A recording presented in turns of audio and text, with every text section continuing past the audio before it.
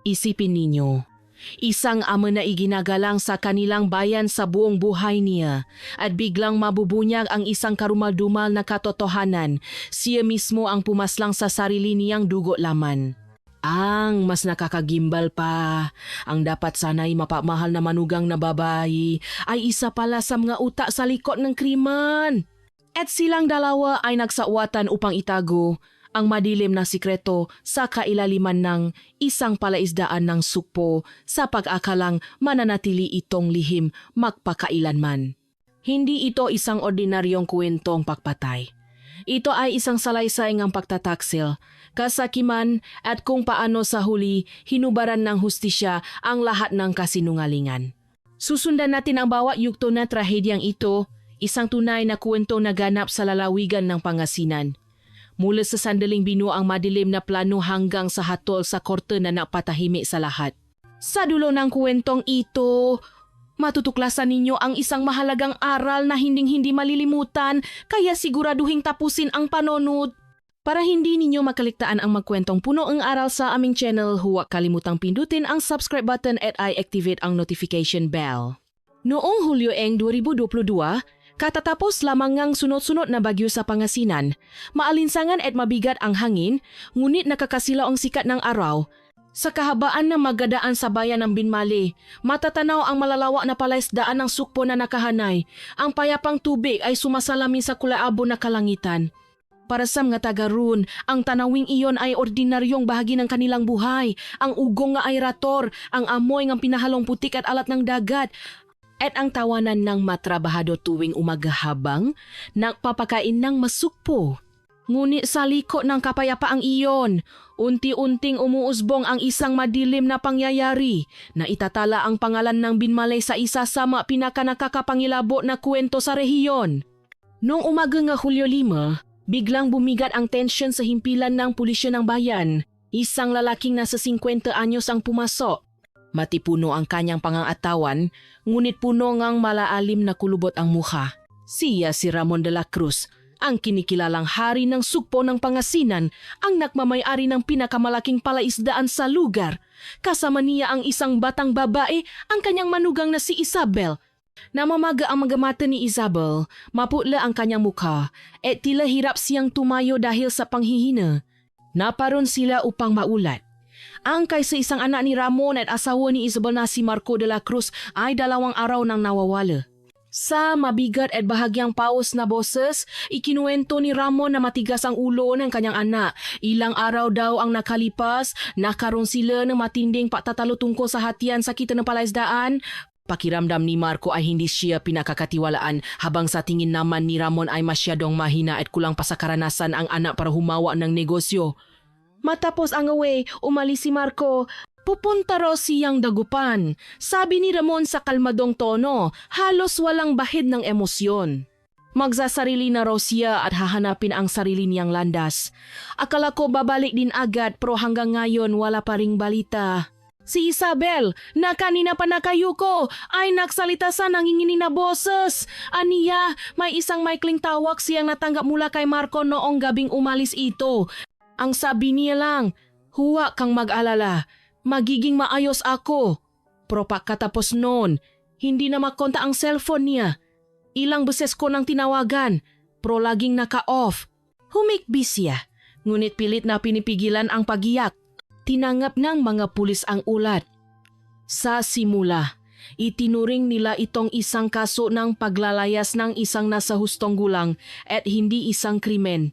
Ayon sa mga talaan ng pulisya, karaniwan na sa mga kabataan sa probinsya ang lumuwas patungong siyudad para makawala sa anino nga kanilang mga magulang.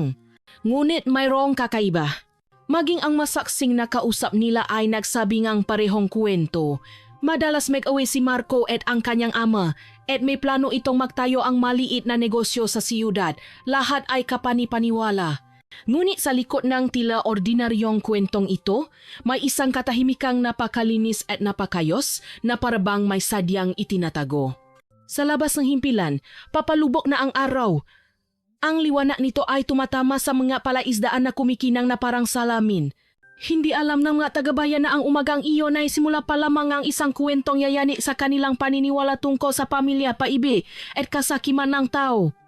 Ito ang simula ng kwento kung saan ang palaisdaan na dati bukal ng buhay ay magiging isang piping saksi sa isang madugong trahedya. Matapos matanggap ang formal na ulat, agad itong inilipat sa himpilan ng pulisya sa probinsya. Hindi na tagal, napunta ito sa kamay ni Kapitan Berto Aguilar, isang veteranong investigador na may higit 20 taong karanasan. Kilala siya sa pagiging metikuloso, hindi madaling maniwala, at laging nakakahanap ngang kahit pinakamaliit na butas sa isang kaso. Maingat na binasa ni Kapitan Aguila ang ulat. Mula pa lang sa simula, mayroon ng kumuno sa kanyang binalikan niya ang salaysay na isinulat ng pulis sa bayan. Umalis si Marco de la Cruz noong hapon ng Hulyo 3, pero Hulyo 5 nang umagalang nag-report ang pamilya. 2 buwang araw na walang balita o bakas, pero parang sobrang kalmado ng ama at ng asawa. Kung talagang nag-aalala sila, bakit ngayon lang sila nag-report? Bulong niya sa sarili. May isang bagay na bumagaba sa kanya. Ayon sa ulat, sinabi ni Isabela na nakatanggap siya ng maikling tawa mula kay Marco. Ngunit alam ni Kapitan Aguilar based sa napakaraming kaso na ang taong tunay na umaalis para magsarili ay karaniwang nananatiling may komunikasyon sa kanilang mga pinakamalapit. Bihira ang isang tawa lang at pagkatapos ay maglalaho na. Hindi ito simpleng pagre-rebeldeng isang kabataan, naisip niya. Para itong isang pagtatanghal na parabang tinatapos na nila ang kwento. Para makumpirma, inutusan niya ang technical team na suriin ang ngatala ng tawag, call logs, sa numero ni Marco. Makalipas lang ang ilang oras, lumabas ang resulta. Walang anumang tawa na pumasok sa numero ni Isabel sa araw na sinabi niya.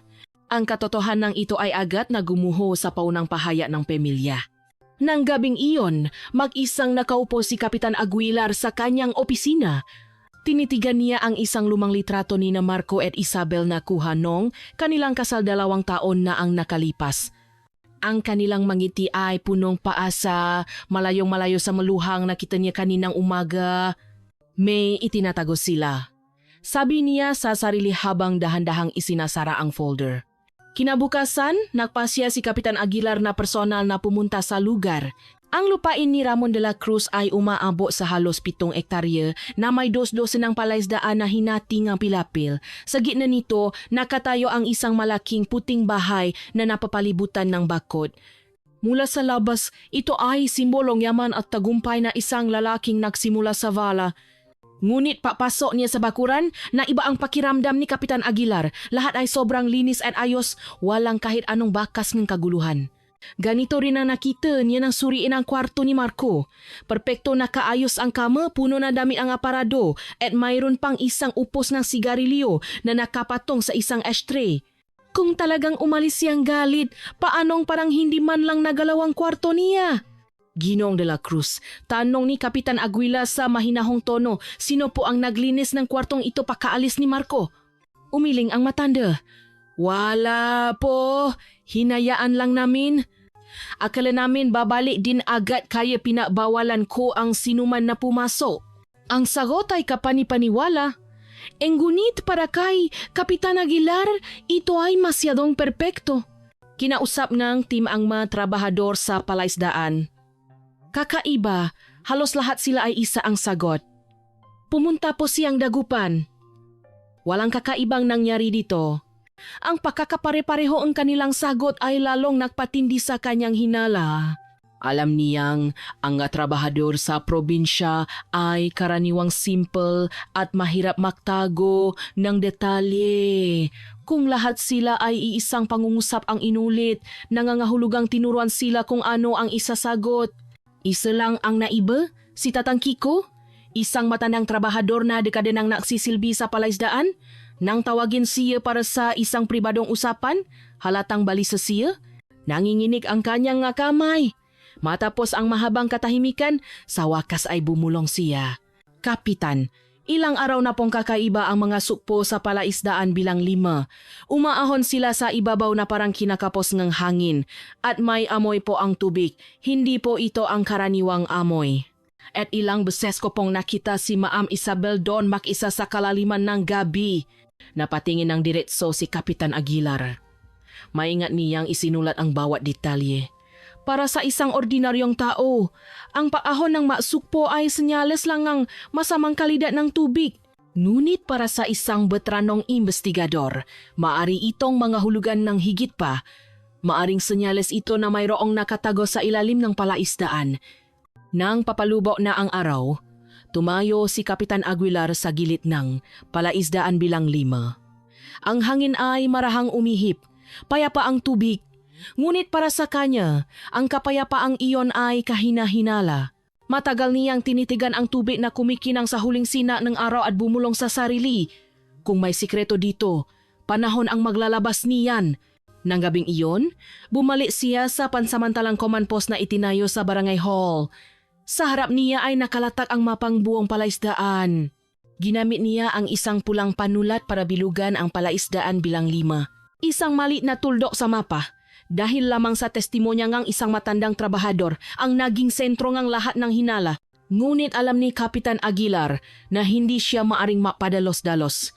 Kung mayroon nang nakatago sa ilalim, ang bawat segundong nasasayang ay maaring magamit para sirain ang ebidensya. Ngunit kung mali siya, ang buong team ay mapupulaan sa maling desisyon. Sa isang tensyonadong pakpupulong, ibinigay niya ang kanyang desisyon. Bantayan ang palaisdaan bilang 5. Maglagay ng 24 oras na kamera ay pagbawalan ang sinumang trabahado na lumapit. Bukas, mapapasya tayo sa susunod na habang. Nakatinginan ang mamiyembro ng team. Isang mapanganib na desisyon, ngunit ang mga mata ni Kapitan Aguilar ay puno ng determinasyon. Alam nilang bihirang makamali ang kutop, insting ng veteranong investigador na ito. Sa kalaliman ng gabi, nagsimulang mag-record ang surveillance camera ng isang kahina-hinalang eksena. Si Isabel ay matagal na nakatayo sa gilid ng palaisdaan bilang 5. Ang kanyang gamata ay hindi na mata nga isang asawang nagluluksa. Para itong gamata nga isang taong nagtatago ng isang malaking sikreto. Matagal siyang nakayuko at ang kanyang nga labi ay nangingini na parabang kinakausap niya ang madilim na tubig. Pinano ni Kapitan Aguila ang recording ng 3 beses. Sa bawat panunod, lalo siyang nakukumbinsi. Ang sagot sa pakawalan ni Marco de la Cruz ay wala sa daan papuntang dagupan, kundi na sa ilalim mismo ng tubig ng palaisdaan bilang 5. Kinabukasan, tinipon niya ang buong team. Sa isang matatak na boses, sinabi niya, bukas ang umaga, patutuyuin natin ang palaisdaan bilang 5. Ano man ang panganib, kailangan nating malaman kung ano ang itinatago nito. Tumahimi ang silid. Alam ng lahat na ang papapatuyo ng isang malaking palaisdaan ay komplikado, magastos at maaring mawisawala. Ngunit naunawaan din nilang kung mayroon ngang nakatago, ito ang tanging paraan para malaman ang katotohanan.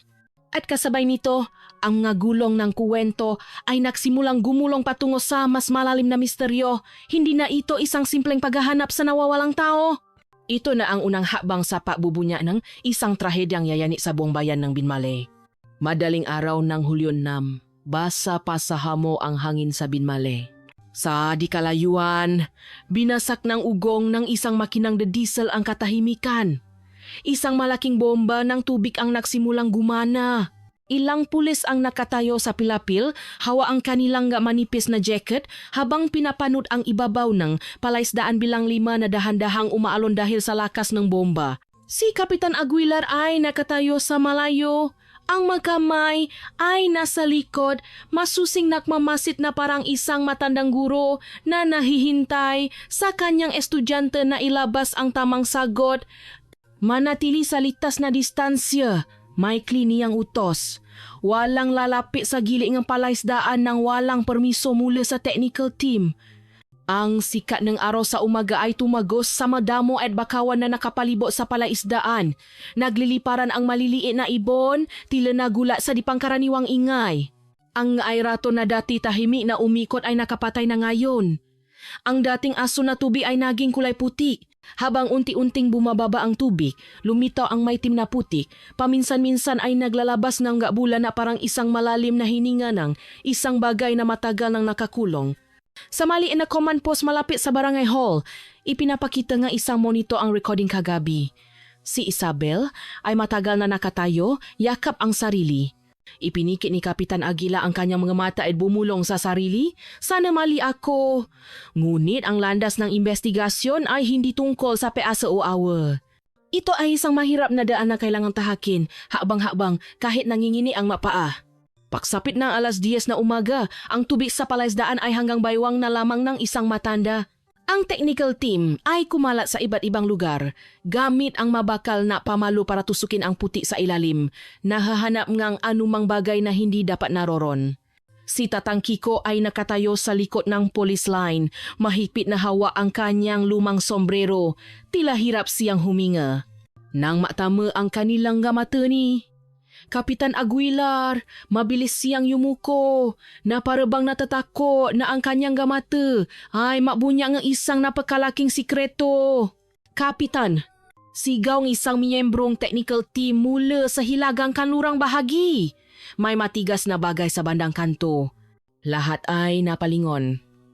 Tumango si Kapitan Aguilar, isang senyales na simulan na ang proseso ang pakuha ang ebidensya. Dalawang miyembro ang forensics na nakasuot ng bota ang dahan-dahang lumapit. Isang di pangkaraniwang amoy ang lumutang sa hangin. Hindi ito ang karaniwang amoy ng bulok na tubig sa palaisdaan. Ito ay amoy ng nabubulok na panahon. Dahan-dahan, sabi ni Kapitan Aguilar, ayaw niyang masira ang kahit isang piraso na ebidensya dahil sa kapabayaan. Hindi na tagal, isang bagay na nababalot ng putik ang nasimulang makita. Nakatinginan ang gatauhan bago tumawa ng stretcher at lambat. Sa gitna ng katahimikan, tila lahat ay napipigil ng hininga. Nang iangat ang bagay na iyon sa isang lona, biglang bumigat ang kapaligiran. Kontrolin ang paligid. Walang sibilyan ang pwedeng lumapit. Mariing utos ni Kapitan Aguilar. Tiningnan niya ang kanyang relo, itinala ang oras ng pagkakatuklas at pinirmahan ang field report. Lahat ay tahimik na ginawa, ang tuno lang ang panulat sa papel at ang ugong ngang makina ang maririnig. Hindi na kailangan ng maraming salita para maunawaan kung ano ang nasa lona.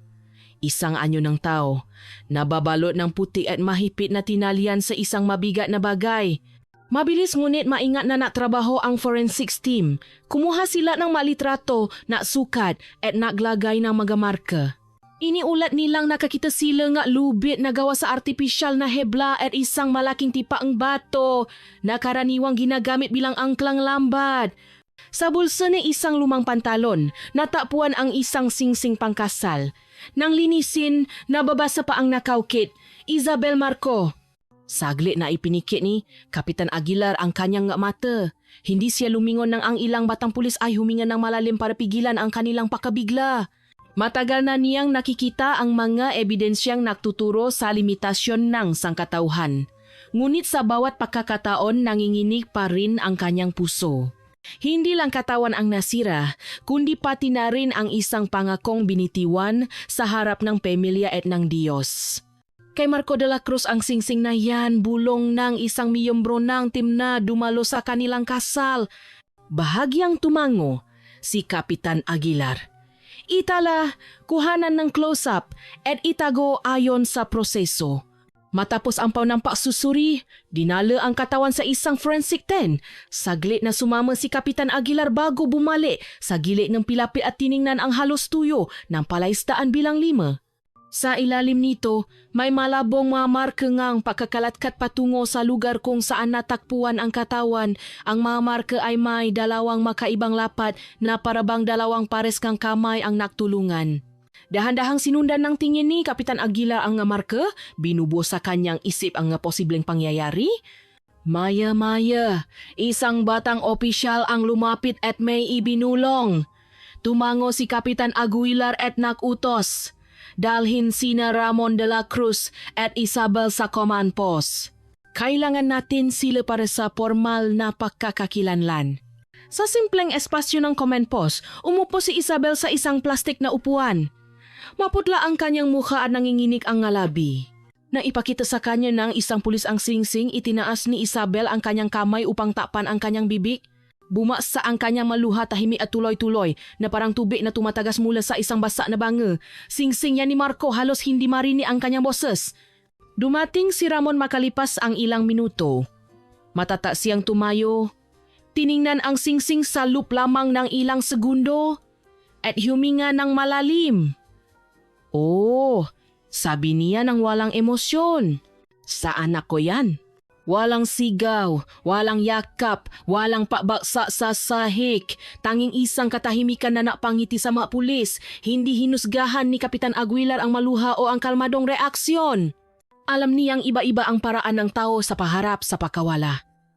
Ngunit ang kanyang instinct ay naktala ng sobrang kontroladong ekspresyon. Sa likod ng kalmadong anyo, madalas na may nakatagong kwento. Nang hapong iyon, dumating ang paunang ulat ng autopsy. Walang senyales ng pakalunod. May mga marka nga matinding tamamula sa isang matigas na bagay sa likod ng ulo.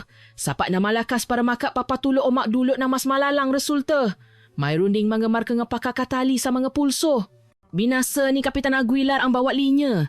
Ang makatotohanan, isa-isa ay tila bumubuok ng pang-uusap na matagal na niyang sinusubukang sabihin. Hindi umalis si Marco de la Cruz para magsarili. Siya ay pinaalis magpakailanman mula sa sarili niyang tahanan.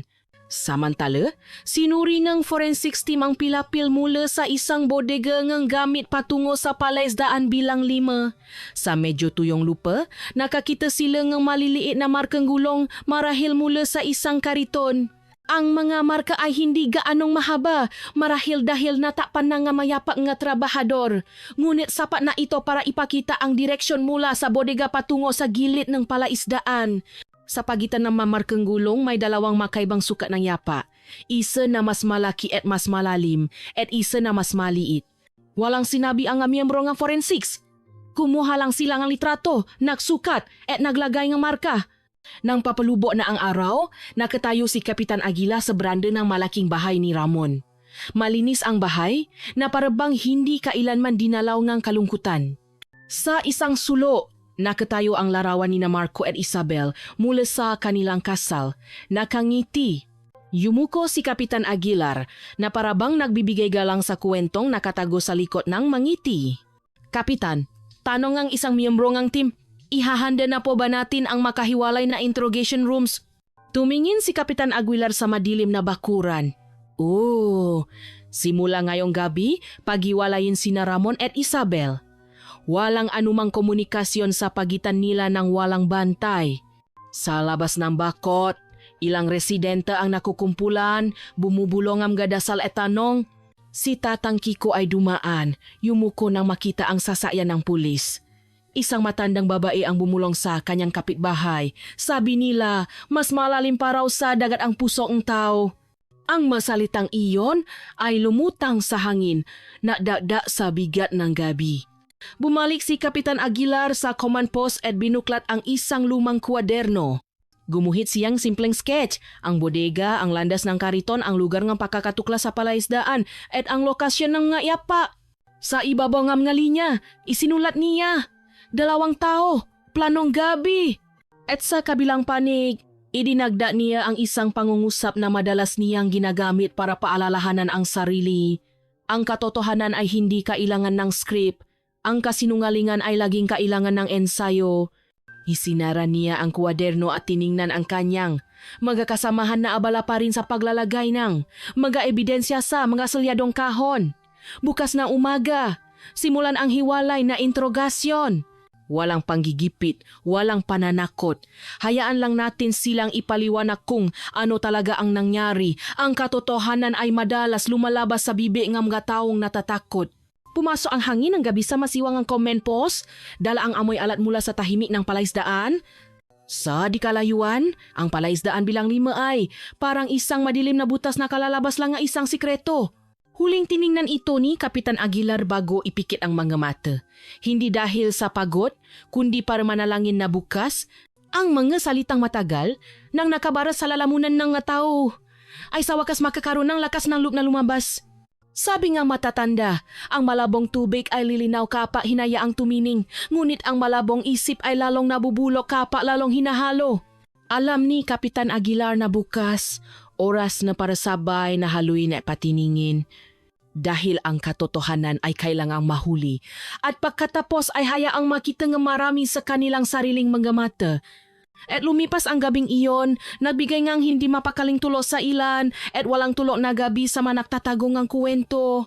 Habang umikot ang magulong ng investigasyon, ang kapalaran ni Ramon at Isabel na nakaupo sa makahiwalay na upuan ay malapit na matukoy ng kanilang sariling masalita. Mahaba ang gabing iyon sa binmale. Ang nga ilaw sa command post ay nanatiling malami na bibigay ngang mapulang liwana sa mga dingding na yari sa plywood.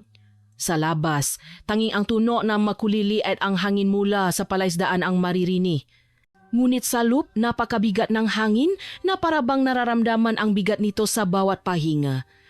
Habang isa-isang naipon ang maebidensya, napasya si Kapitan Berto Aguilar na gawin ang isang bagay na hindi na maaring ipapaliban, ang hiwalay na introgasyon ni Ramon de la Cruz at Isabel. Nakaupo si Isabel sa isang plastik na upuan. Ang kanyang katawan ay baksak, ang kanyang buho ay gusot, namamaga ang kanyang mata at maputla ang mukha. Sa harap niya, tahimik na nakaupo si Kapitan Aguilar at isang babaeng pulis. Walang paninigaw, tanging isang mapapasensyang tingin. Ginang Isabel, nagsimula si Kapitan Aguilar sa mahinahong boses. Alam kong mahirap ito. Ngunit lahat ng ebidensyang hawak namin ay sumisira sa iyong kwento. Kung gusto mo talagang iligtas ang iyong sarili, sabihin mo ang totoo. Dahan-dahang itinaas ni Isabel ang kanyang ulo. Nangingini ang kanyang labi, ngunit walang salitang lumabas. Binuklat ni Kapitan Aguilar ang isang folder at inilagay sa mesa. Isang larawan mula sa CCTV na napapakita sa kanya na matagal na nakatayo sa gilid ng palaisdaan bilang 5. Ang talaan ng komunikasyon na napapatunay na walang tawa mula kay Marco at isang larawan ng maliliit na yapa sa puti ng palaisdaan. Matagal niya itong tinitigan bago tahimik na umiya. Lumapit ang babaeng pulis at marahang nangumbinsi. Kung mayroon mang pumipilit sa iyo, sabihin mo na ngayon. Mas mabuting maging tapat kahit huli na kaysa manatiling nakakulong sa kasinungalingan. Lalong lumakas ang iyak ni Isabel. Hinawakan niya ang dami sa kanyang dibdib. Kung masasabi po ako, maliligtas po ba ako? Halos hindi marini ang kanyang boses. Hindi nabigay ng walang lamang pangako si Kapitan Aguilar. Mayroong tinatawag na reduced sentence sa batas. Ngunit para lang iyon sa mga may lakas ng loob na sabihin ang totoo. Ang mga salitang iyon ay lumutang sa hangin, marahang kumakatok sa pader ng kanyang depensa. Ngunit nanatili siyang matata, tinatapan ang kanyang bibig na parang natatakot na kapa may isang salitang lumabas, lahat ng sikreto ay guguho. Sa kabilang silid, si Ramon ay tuwid na nakaupo.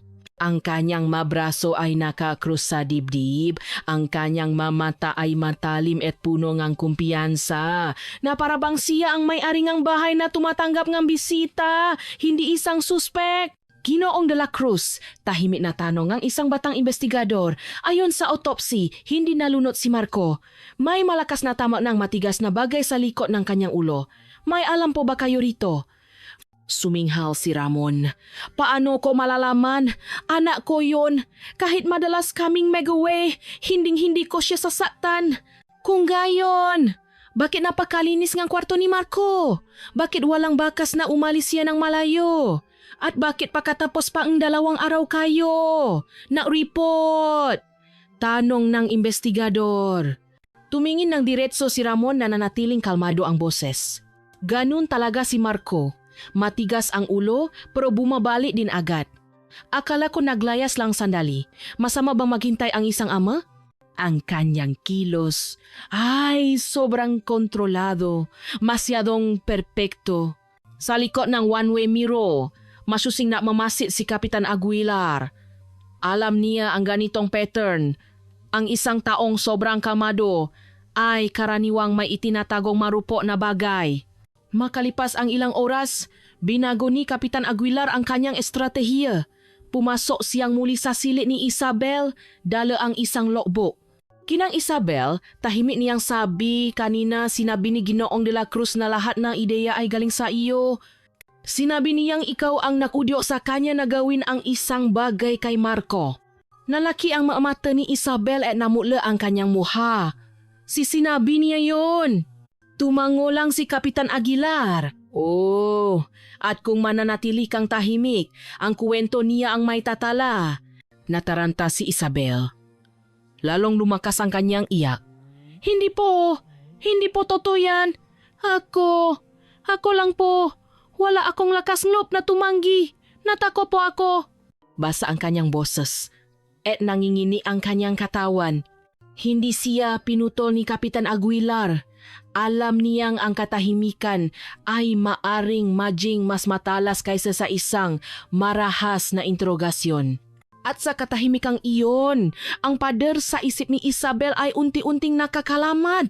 Samantala, sa kabilang silid parehong estratehiya ang ginamit kay Ramon. Gino, sabi ngang investigador, marami nang sinabi si Ginang Isabel. Sinabi niyang lahat ng plano ay galing sa inyo. Ang dating kalmadong si Ramon ay biglang nakbago.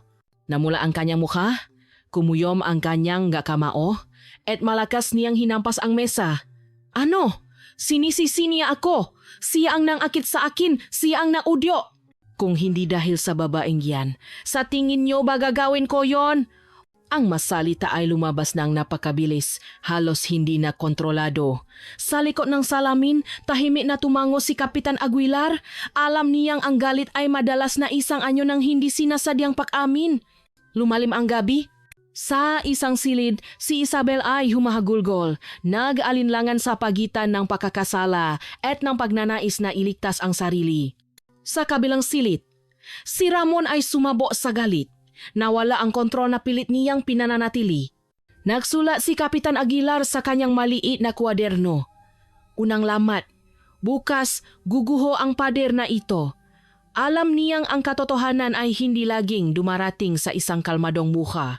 Minsan, ito ay lumalabas sa pamamagitan ng luha.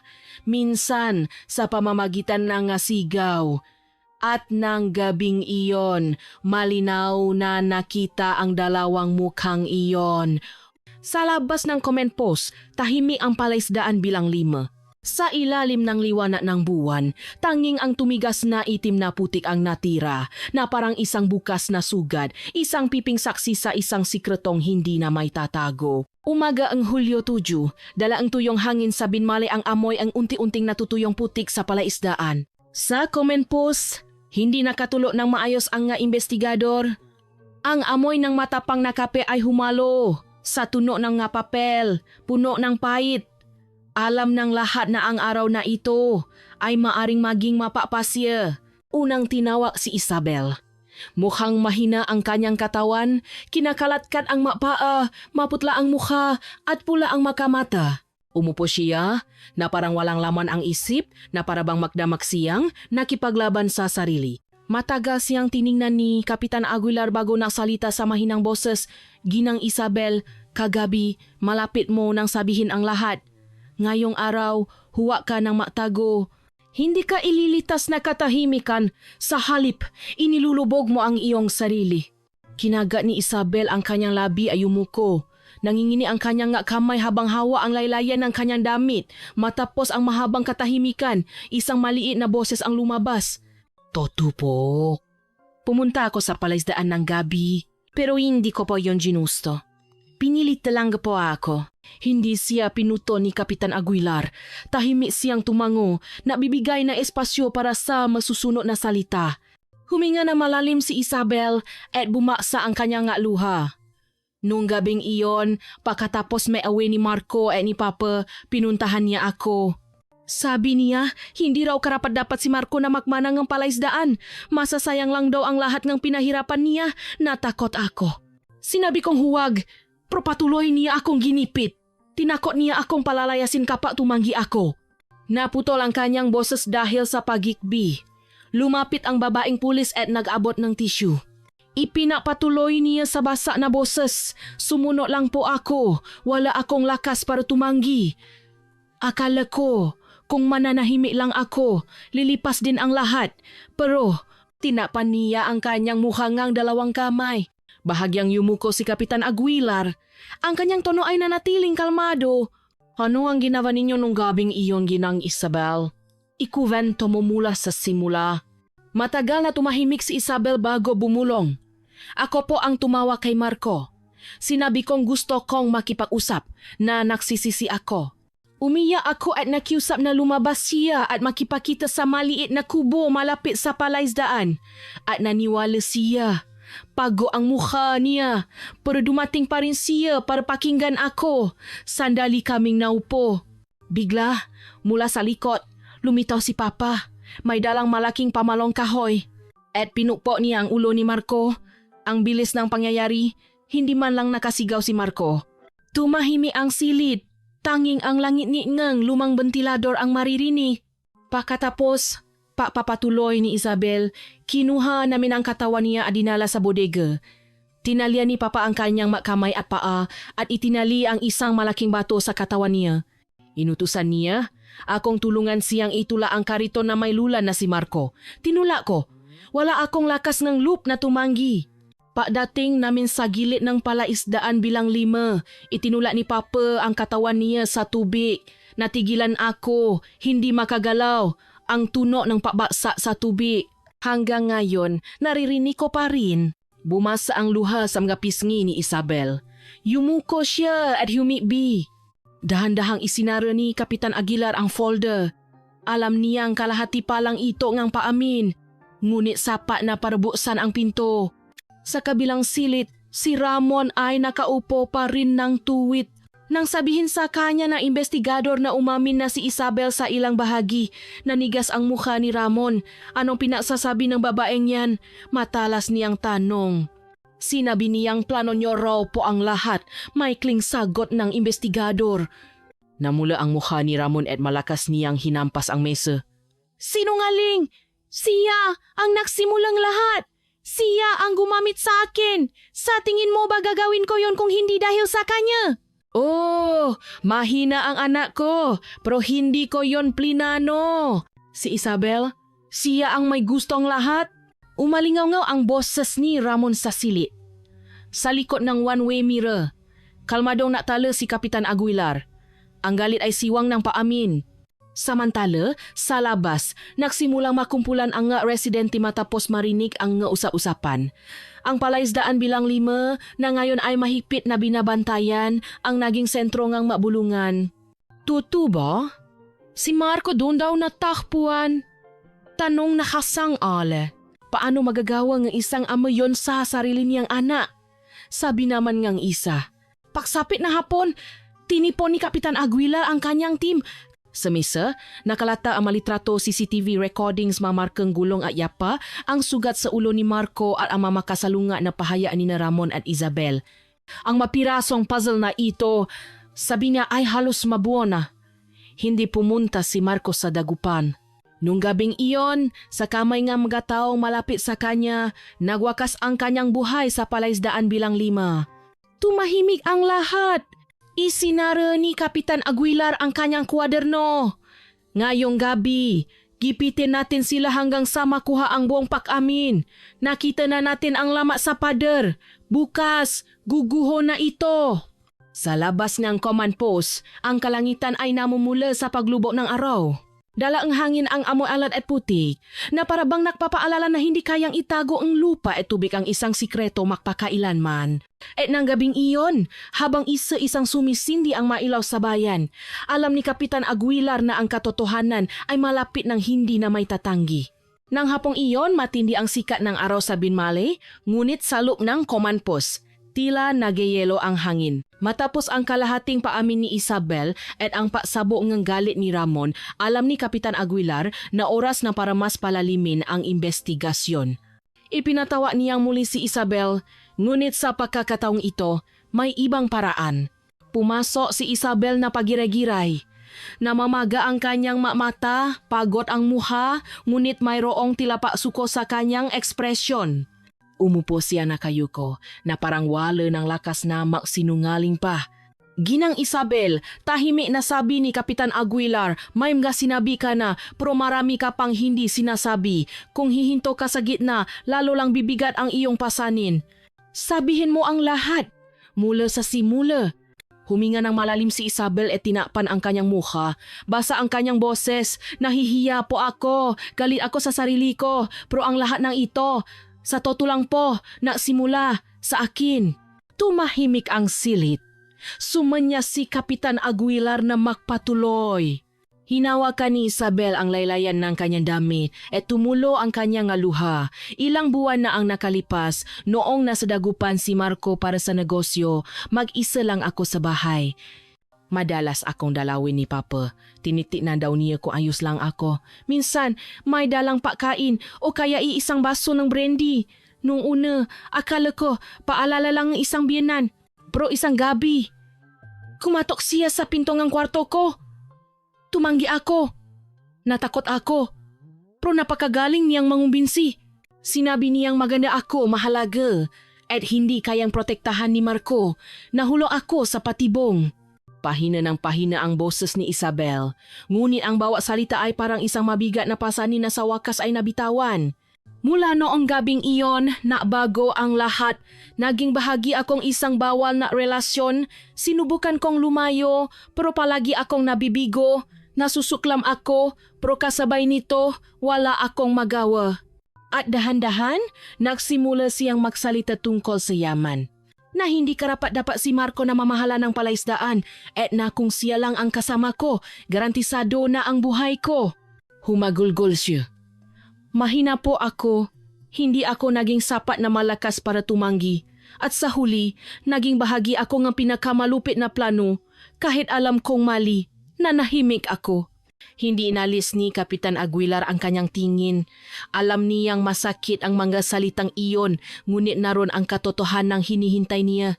Ano ang ibig mong sabihin sa naging bahagi ng plano? Ginang Isabel, mahinahon niyang tanong.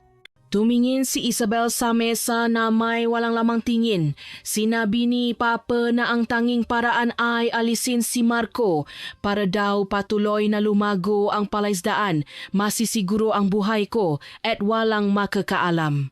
Noong gabing iyon, inutusan niya akong tawagan si Marco. Mapanggap na umiya, nagsisisi, ginawa ko. Masama ako. Dumating si Marco dahil naktiwala siya sa akin. Naktitiwala pa rin siya. Napuno ngang paghihinapis ang silid. Marahang hinaplos ng babaeng pulis ang kanyang balikat. Nakita ko mismo ng paluhin ni Papa si Marco mula sa likod. Narinig ko ang tunog ng pamalo sa ulo niya, ang pabasa ng katawan niya. Hindi ako sumiga, natigilan lang ako. At pagkatapos, dinala namin ang katawan niya, tinalian at sinabitan ng bato. Kasama niya akong natula ng kariton. Lahat ay parang isang masamang panaginip, pero totoo. At nung gabing iyon, sa palaisdaan, nakwakas ang buhay nga asawa ko. Dahan-dahang isinara ni Kapitan Aguilar ang folder. Alam niyang ito na ang mas malalim na pag-amin. Nang marinig ni Ramon na nasimula ng mabunya si Isabel tungkol sa kanilang relasyon, namula ang kanyang muha. Tumayo siya at hinampas ang mesa. Walang hiya ang babaeng yan. Siya ang nangakit sa akin. Siya ang unang pumasok sa kwarto ko. Huwag kayong maniwala sa kanya. Napigil ngang batang investigador ang kanyang hininga. Ang galit ni Ramon ay hindi na simplang patanggi. Ito ay senyales ng papapanig. Sumigaw si Ramon. Kung hindi dahil sa babaeng yan, hindi ko papatayin ang anak ko? Biglang tumahimik ang silid.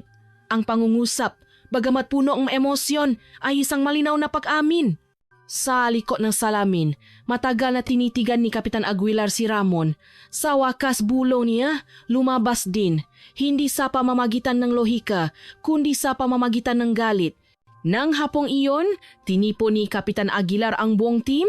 Sa pisara, isinulat niya sa malalaking letra, motibo 18 bawal na relasyon. Malinaw na ngayon, sabi niya. Hindi lang sila pinabuklot ng palaisdaan, kundi pati na rin ng isang bawal na relasyon.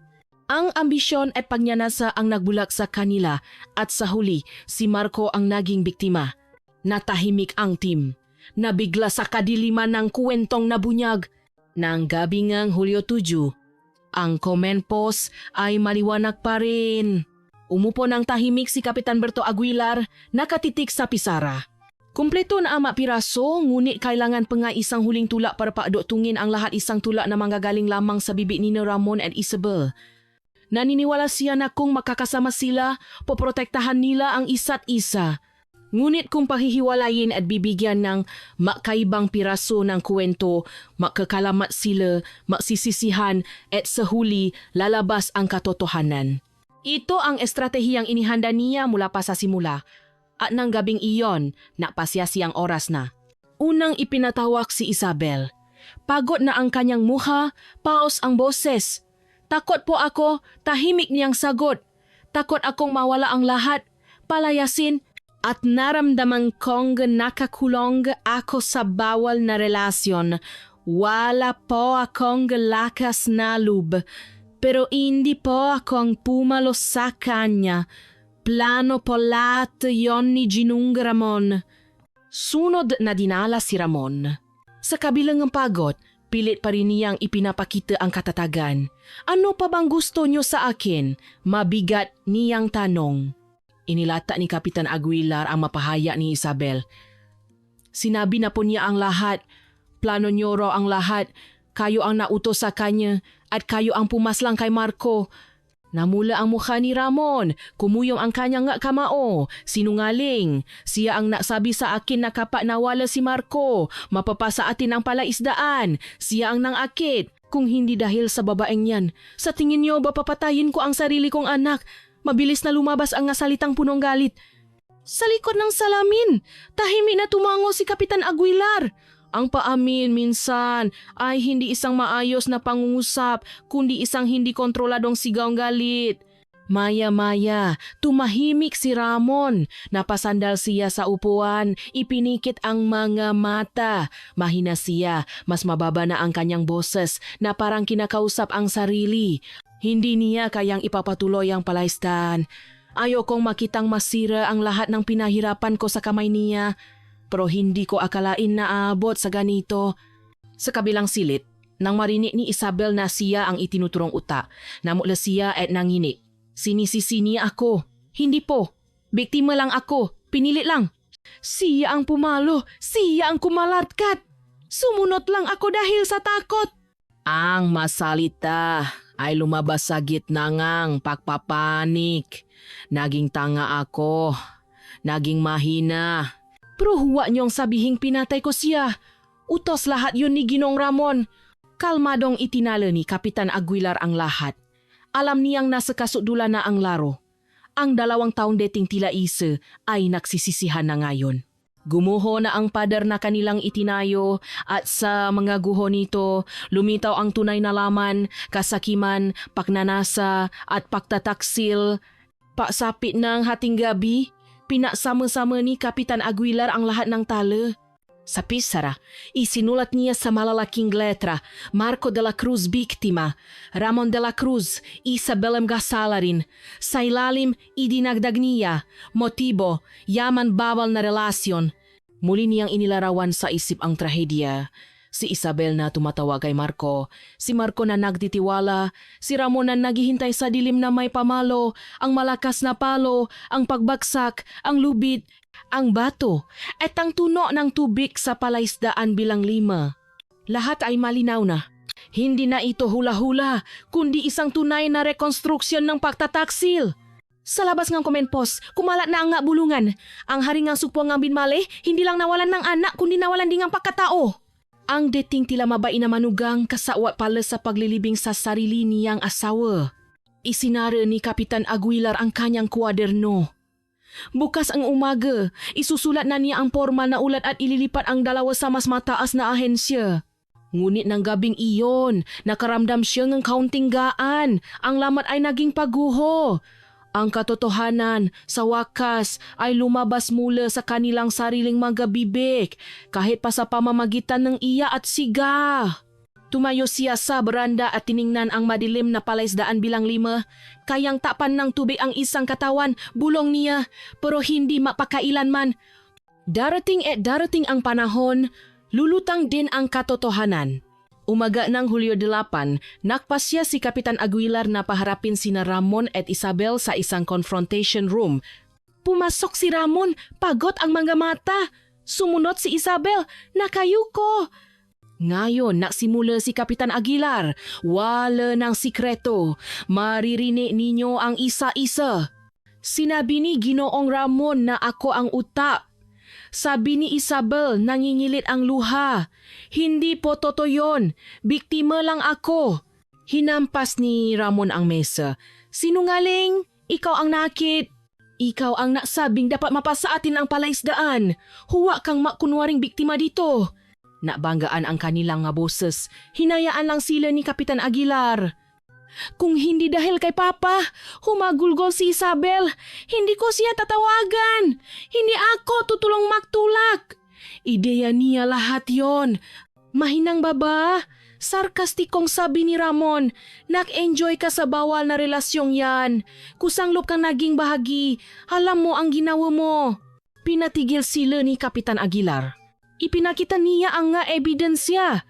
Ang CCTV, ang kolok, ang nga markang gulong at yapa, ang ulat ng autopsy. Lahat ng ito, sabi niya, ay tumuturo sa isang katotohanan. Si Marco ay inakit palabas ng tawa ni Isabel, pinalo ni Ramon, at ang kanyang katawan ay dinala sa palaisdaan bilang 5. Tumulong si Isabel sa pagtula. Tinalian ng lubid at bato at itinapon sa tubig. Hindi ito hula-hula. Ito ay rekonstruksyon base sa ebidensya. Yumuko si Isabel, nanginginig ang mga balikat. Si Ramon ay nakatitak sa kawalan. Ang tanging pinakaiba niyo lang dada ni Kapitan Aguilar ay kung sino ang nasimula. Pero para sa batas, hindi nito binuburo ang katotohanan ng pareho kayong naroon, pareho kayong sangkot. Sa wakas, nagsalita si Isabel. Ako po, nakamali ako, naging kasapwat ako, pero hindi po ako ang pumalo, siya ang pumatay kay Marco. Isang mapait na tawa ang pinakawalan ni Ramon. Ako ang pumalo. Masaya ka na. Pero huwa kang umarto na parang wala kang ginawa. Kung wala ka, hindi ako abot sa ganito. Ang masalitang iyon na lumabas na parang isang malaking bato na sa wakas ay gumulong mula sa bangin ang kumumpleto sa pag-amin, wala nang matatagwan. Isinandal ni Ramon ang kanyang katawan sa upuan. Gusto ko lang sanang mapalago ang palaisdaan, paos niyang sabi. Pero sa huli, ako ang sumira sa lahat. Tinapa ni Isabel ang kanyang mukha at humagulgol. Makasalanan ako. Hindi ako karapat-dapat mabuhay. Ang balitang kanilang pag-amin ay kumalat na parang apoy. Sa lupngang oras, ang buong binmali ay napuno ng bulungan. Ang haringang sugpo, pinatay ang sariling anak. Ang manugang tinaksil ang asawa. Ang dating simbolo ng yaman ay naging simbolo na ngayon ng kasakiman at takot.